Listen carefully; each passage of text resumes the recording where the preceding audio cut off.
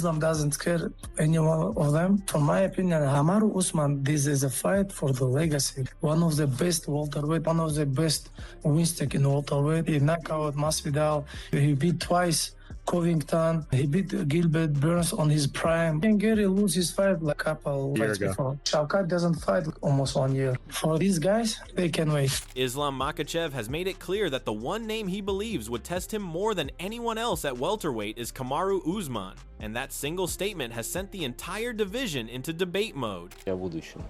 Кто в идеале твой следующий соперник? Ну, я на интервью говорил, что с Усманом хочу подраться. Ну, что-то медиа не верит в этот бой, я смотрю. Но мое личное мнение, Усман переедет этих всех пацанов, которые сейчас новые появились там. Тот же Моралес, тот же вот этот Пратес ударник. Это пацаны не проверенные еще. И я думаю, что... After capturing the UFC welterweight championship, Makhachev has found himself in a division overflowing with talent and momentum. The 170-pound class is no longer short on contenders, and nearly every week, someone is making a case for why they deserve the next opportunity. Despite that, Makhachev's attention keeps drifting back to Usman, a former long-reigning champion whose recent record has sparked as much criticism as curiosity. Makhachev believes the appeal of facing Usman goes beyond rankings and recent wins. In his view, Usman represents the highest level of experience available in the division. A former champion with one of the most consistent title defense runs in UFC history, Usman brings a resume that few others can match. To Makhachev, that history matters, both competitively and from a promotional standpoint. He sees a matchup that naturally sells itself as a clash between eras, with legacy and pride layered on top of championship stakes. Усман самый тяжелый бой был бы для меня, и в медийном плане мы смогли бы, как бывший чемпион, больше всего защит в моем весе, и мы смогли бы как-то хорошо продвинуть этот бой и показать тоже красивый бой. Да. И сейчас тоже на данный момент Баркли, если я не ошибаюсь, был один из претендентов. Баркли. Был один из претендентов. Усман просто его разобрал. И уже забыли Бакли. Если Бакли выиграл бы, все, он был бы 100% номер один претендентом. Вариантов много, если честно, на мой вес сейчас. Как-то ожил welterweight. Я думаю, сейчас вариантов очень много. Посмотрим, я вообще, мне без разницы. И все должны предложить скоро. Я сказал, если им бы не было без разницы, потому что я чувствую, что я смогу долго в этом весе себя пояс сохранить и себя там комфортно чувствовать.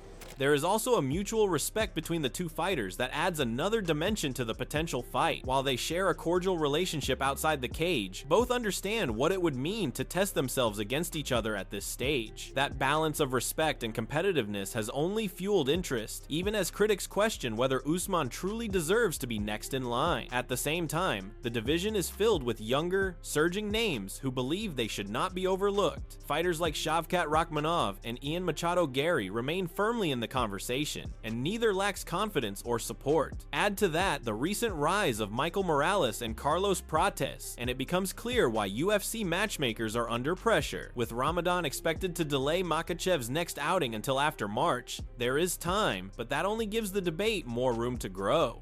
Why I believe Islam would rather fight Kamaru Usman than other contenders, because he wants an easy win. Anyway, Kamaru is a good fighter still, but the main reason is not that Islam wants a free title defense, it's because Kamaru Usman has better ground game than any competitor in the UFC welterweight division right now. Well, that goes against everything I just said, but yes, he's a decent wrestler, he's a good wrestler, but he's not good when it comes to his BJJ, at all. He got his back taken by Leon Edwards. Enough said. As an example, Khamzat's hardest fight was arguably against Usman on short notice. It proves he has a good ground game. Yes, Usman did put up a good fight on short notice. However, that was because Khamzat was gassing out. Islam's not going to gas out against Kamaru Usman. Fighters like Prates and Morales and Ian Gary all have very, very heavy striking styles that would crumble under his ground game, and also he doesn't want to be chinned. Sure, there is the possibility that he could be chinned by any one of those guys, but come on, Kamaru Usman, really? 1-3 in his last 4. We never know when Shavkat decides to fight, and it's a harder fight than Usman. That is 100% true. I do think it'd be a harder fight than Usman, because Usman, in my opinion, is past his prime.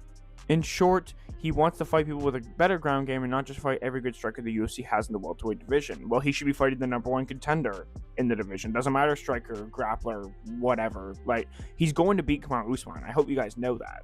From Makhachev's perspective, the criticism surrounding his preference for Usman misses the bigger picture. He sees many of the newer contenders as largely untested at the very top level. While their records and finishes look impressive, he believes they have not yet faced someone who can truly expose weaknesses under championship pressure. In contrast, Usman has already proven himself against the best the division had to offer during his reign. Makhachev is convinced that if Usman were matched up against many of the current rising contenders, the results would surprise people. He views Usman as someone who would likely overpower and outmaneuver fighters like Morales or Prates, precisely because of his experience, composure, and ability to stick to a disciplined game plan. That belief forms the core of why Makhachev considers Usman the toughest available challenge. If you give me the choice, ask me who you want to fight, I will take Kamaru. Kamaru's still dangerous. Woo! Islam wants you. He's making that clear. If you're talking about which fight right now the most competitive, and listen, Islam is great. We compete with our brothers each and every day. It would be no different. Stylistically, bro, I think that's a most competitive fight that you can make at 170 pounds. It's different. Kamaru will defend those takedowns. He will come back to his feet. He does know how to strike. I say it's the most competitive because when I look at a guy like Islam, I don't really see holes like that. And that's something that causes that heartbeat to go up. And that's where you see some of the most spectacular performance. That's where you live to just fight it out. I've already said what I would prefer. Islam said what he would prefer. So now I think we wait for what the company wants to do. Competition at the highest level. Still, the numbers attached to Usman's recent run cannot be ignored. After years of dominance, his career hit turbulence. A 3-fight losing streak raised serious doubts about his place in the title picture, and although he recently returned with a victory over Joaquin Buckley after nearly 2 years away, his overall record since 2022 stands at 1 win and 4 losses. For many fans and analysts, that simply does not compare to the momentum of undefeated or fast-rising contenders. This contrast in form has fueled backlash against the idea of Makhachev versus Usman. Critics argue that fighters like Morales or Ian Machado Gary have done far more in recent months to justify a title shot. They point to perfect records, decisive wins, and consistency as reasons the division should look forward rather than backward. We just got a stat on who Islam Makhachev is fighting next. Yeah, check this out. Okay. Carlos Prates plus 1,000. Bilal Muhammad plus 900. Ilya Tuporia plus 400. Shavkat plus 350. Ian Gary plus 325. Michael Morales plus 300. Kamaru Usman at the lead plus 225. Hey, it is what.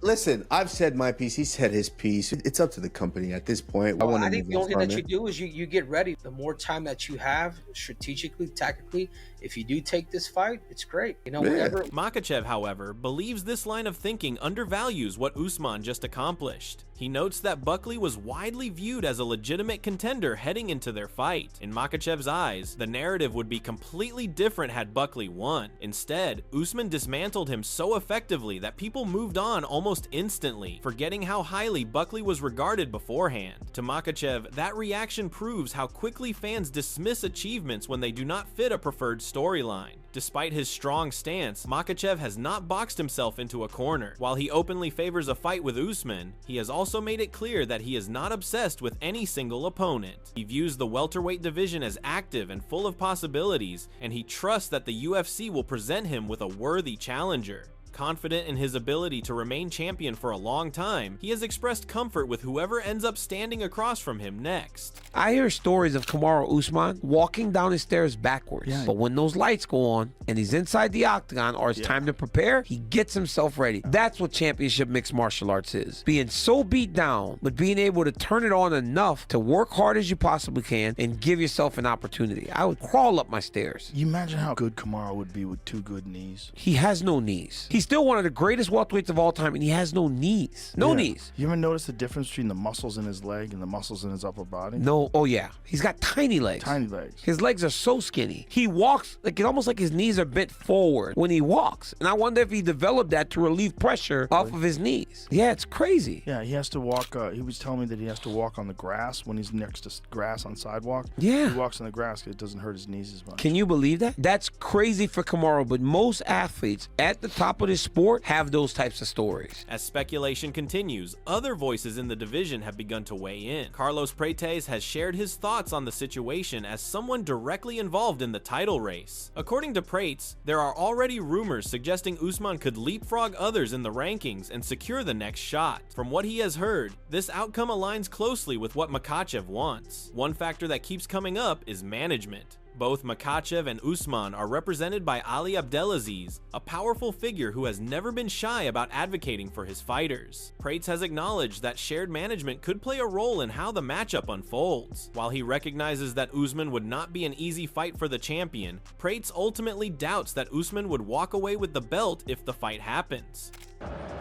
Como é que é você, assim, em termos de confiança? Você acredita que a próxima luta vai ser pelo cinturão? Você acha que vai precisar da próxima rodada? Eu acredito que se o Kamaru Usman lutar pelo cinturão, eu tenho que fazer mais uma luta. Se eu não for o Kamaru Usman, acredito muito que vai ser eu. Você acha que só ele pode falar da Fiona?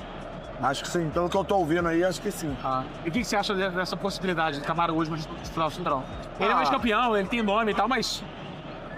Mano, tem muita coisa envolvida, né, mano? Tem o que o Makhachev quer, os dois são mesmo empresário. O cara já é um dos maiores de todos os tempos aí da categoria, pra mim o maior. Então, o que vier vai ser bem feito. Eu acredito que se não for essa luta de cinturão, eu vou fazer mais uma e vou.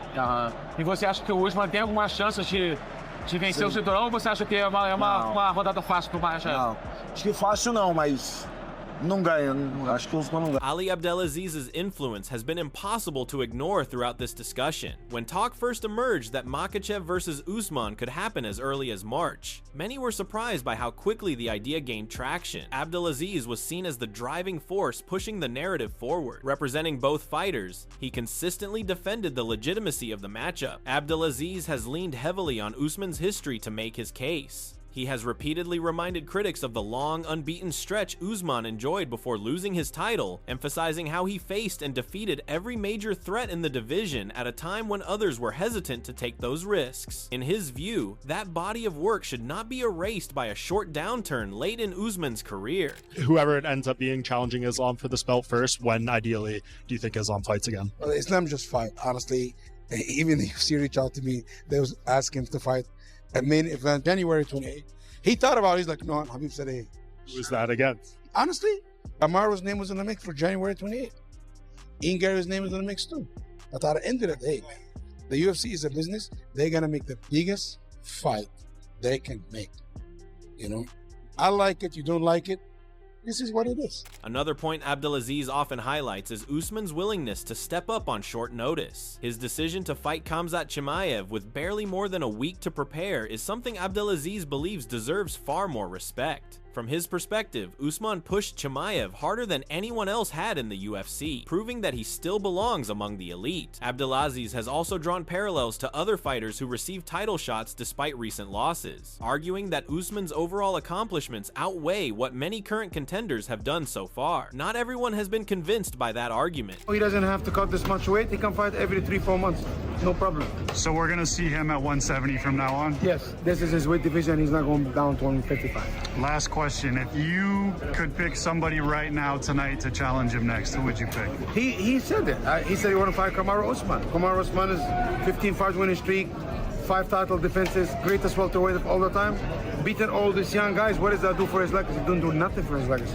Kamaru Usman, it's a very tough opponent, and I represent him too. And it's not an easy night for anybody. Kamaru Usman is a real deal, and he want to fight the real deal. Sean Brady has been one of the most vocal critics of Usman's involvement in the title discussion. Brady cannot understand why a fighter coming off a 3-fight losing streak, even with a recent win, should be prioritized over younger contenders who are actively building momentum. Brady has pointed to names like Michael Morales, Carlos Prates, and Ian Machado Gary as having been stopped by Morales himself. Brady speaks from personal experience when describing how dangerous the undefeated contender is. To him, Morales' perfect record record and his recent victory over the top welterweight contender make him the most logical choice for a title shot, crediting the Brazilian's string of highlight reel knockouts as proof of his readiness. In contrast, Brady has dismissed the idea of Usman fighting Makhachev for the belt, predicting that the champion would dominate the former title holder without much difficulty. In his view, a matchup between Makhachev and either Morales or Prates would be far more compelling, while Usman should instead face someone like Shavkat Rakhmonov to re-establish himself. First of all, the least deserving of it is Kamaru Usman. Brother, like, I don't know how they're finagling this like trying to push him into the cahoots. Huh? Between him and Islam? Yeah, like mutual friendship. For like sure. let's get mutual you paid. friendship, same manager. Like, I understand what they're trying to do, but that's yeah. I personally, obviously, he beat me. I think Morales is the most deserving out of everybody. He's like, undefeated. Undefeated, 19-0, just beat me. I was the #1 contender. Beats me. Number 2 would be, I think Prates is right there. I think he would deserve it more. Shavkat doesn't deserve a title shot. He got to get back in the race. He's got to get back in the race. Everybody else got to be in the bro. Something like that. Everyone's got to be in the race. He's just sitting on the sidelines. Adding another layer to the debate, Alexander Volkanovski has offered a perspective that aligns closely with Makhachev's own thinking. Volkanovski believes the welterweight champion is deliberately calling out the most difficult opponent available. From his standpoint, Makhachev poses a serious problem for the entire division, particularly with his risk-averse, control-heavy approach. Volkanovski has acknowledged the hype surrounding Morales and others, but he sees clear paths for Makhachev to neutralize those threats. He said, "Usman's there. Usman could be a problem. We've seen how he did well against Khamzat Chimaev as well, and he doesn't take unnecessary risks. He's smart, so I think Usman will be Islam's toughest challenge. He won't take any unnecessary risk, can stick to a game plan. As things stand, the welterweight division remains wide open, with no clear consensus on who deserves the next shot." Makhachev appears calm amid the noise, confident that he will remain at the top regardless of who steps forward. Whether the UFC prioritizes legacy, momentum, or marketability will ultimately shape the next chapter. But one thing is certain, Makhachev's belief that Usman represents his toughest test has ensured that this debate is far from over.